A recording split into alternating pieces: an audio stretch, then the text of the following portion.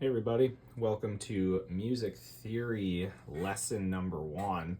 Again, none of this is going to be graded, but learn some of this stuff and you're going to really start understanding music and the keyboard much better.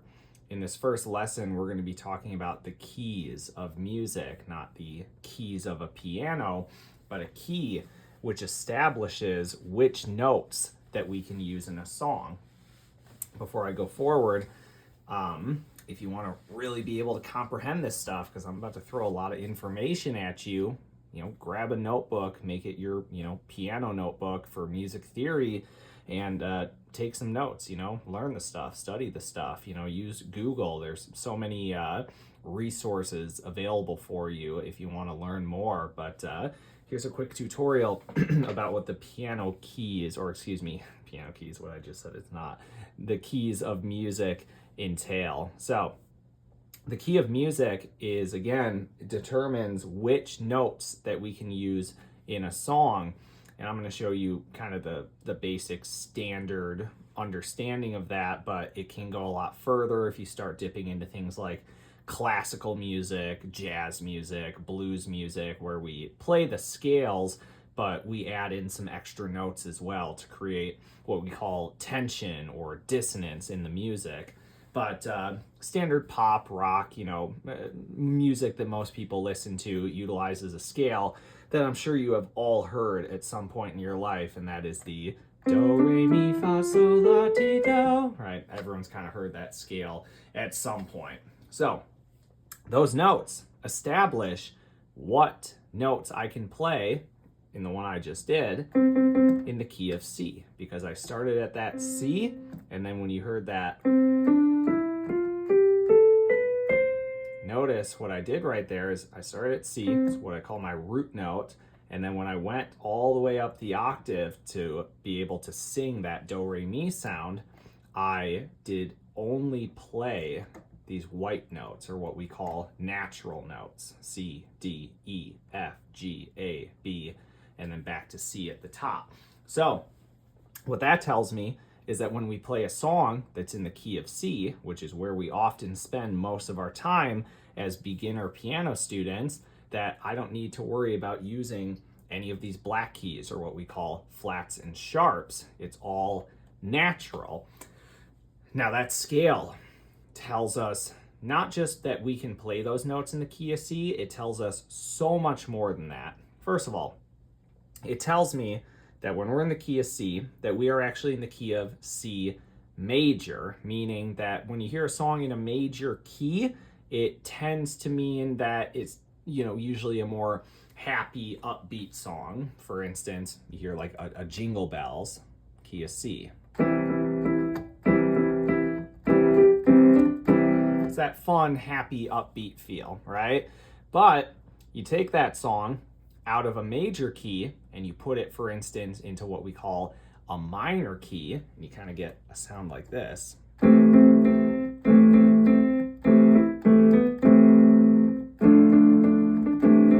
It's kind of cool, right? But it's not Jingle Bells anymore. So anyway, rooting on that C and using those notes tells me that we are in the key of C major. So what that then tells me is that based on that scale that I just played there, C, D, E, F, G, A, B, back to C at the top, that I'm playing a total of 7 unique notes. I'm playing 8 total notes. And notice, I started on C and I ended on C. We call that an octave. When you actually travel 8 tonal notes in a key, we are traveling 1 octave, right? 8, octa, octagon, octopus, it's all about that number 8.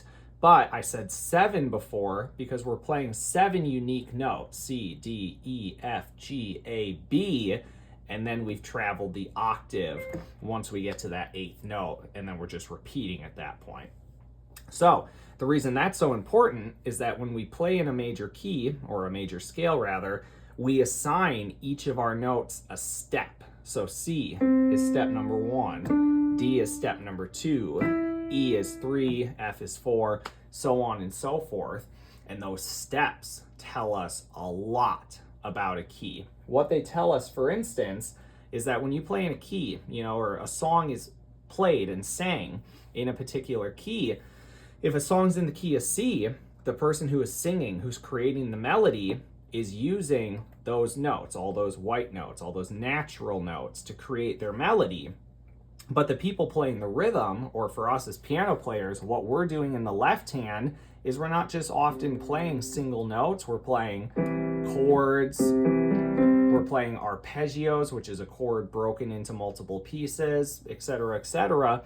We use the steps of that scale to tell us which chords we can play, because every key is made up of 3 major chords, 3 minor chords, and what we call a diminished chord. So don't use the diminished too often. It's not something you're gonna have to worry about for a good while. But the major chords are dictated by playing that major scale and determining what your first note is, your 4th note, and then your 5th note. So in the key of C, my 3 major chords are C, F, and G. And then you figure out what your 6th note is,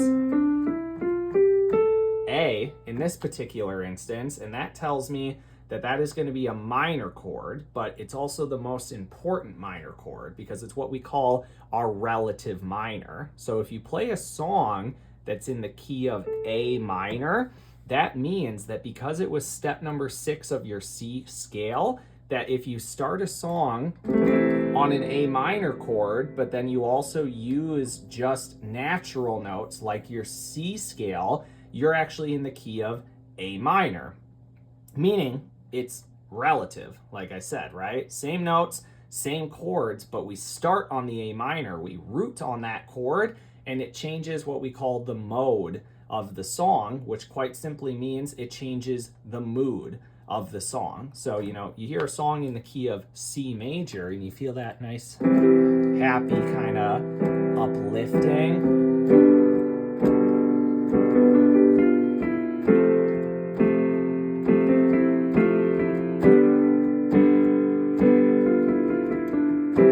Really, happy, upbeat kind of a feel. Play a song in a minor key, we get more of this.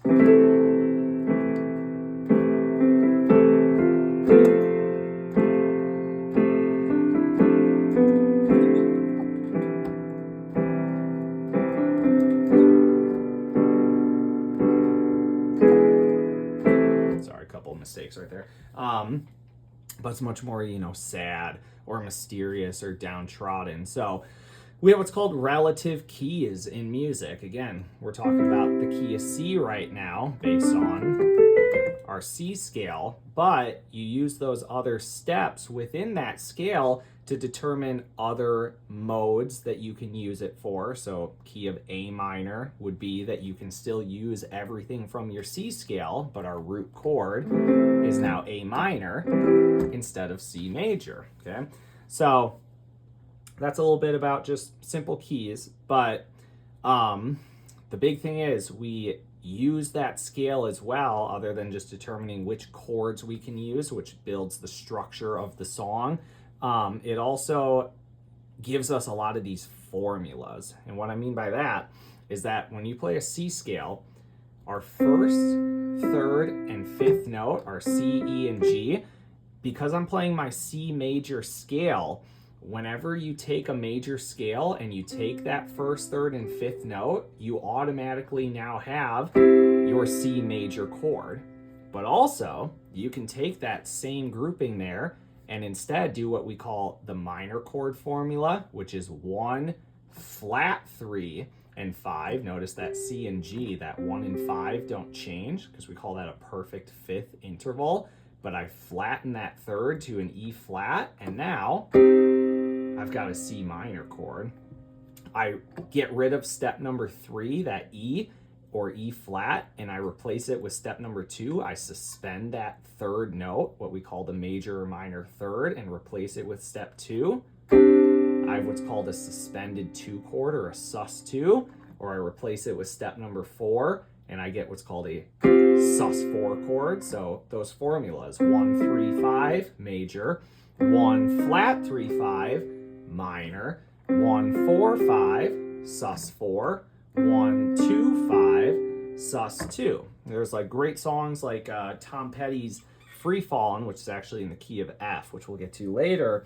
But if I were to do it in the key of C, all he does is just goes C, or step 1 chord, sus4, sus4, back to the 1, to the sus2, or back to the 3, back to the natural, what we call step 1 chord, because we're rooted at C, right? So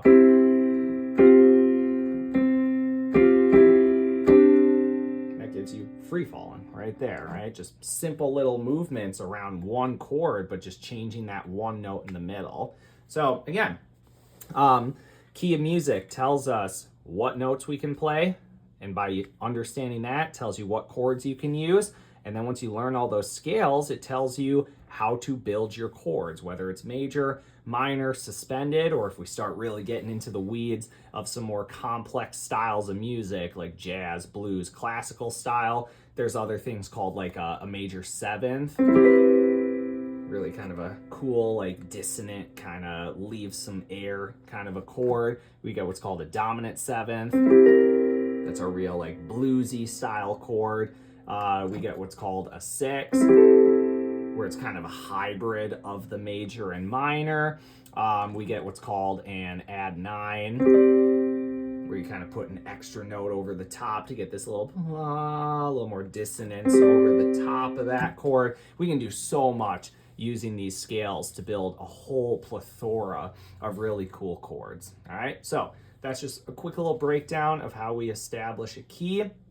I'll go through all of the scales later, and then how to actually make the chords and the chord shapes, because you might have noticed as I was playing around in the key of C or the key of A minor earlier, I wasn't jumping all over the piano. I was playing a C chord here, a G chord there, an A minor chord there, and an F chord there. I'm using what's called chord inversions. You could go C, G, A minor, F, and be jumping all over the piano, which sometimes we do need to do, but most of the time you can kind of just stay in one little spot, actually.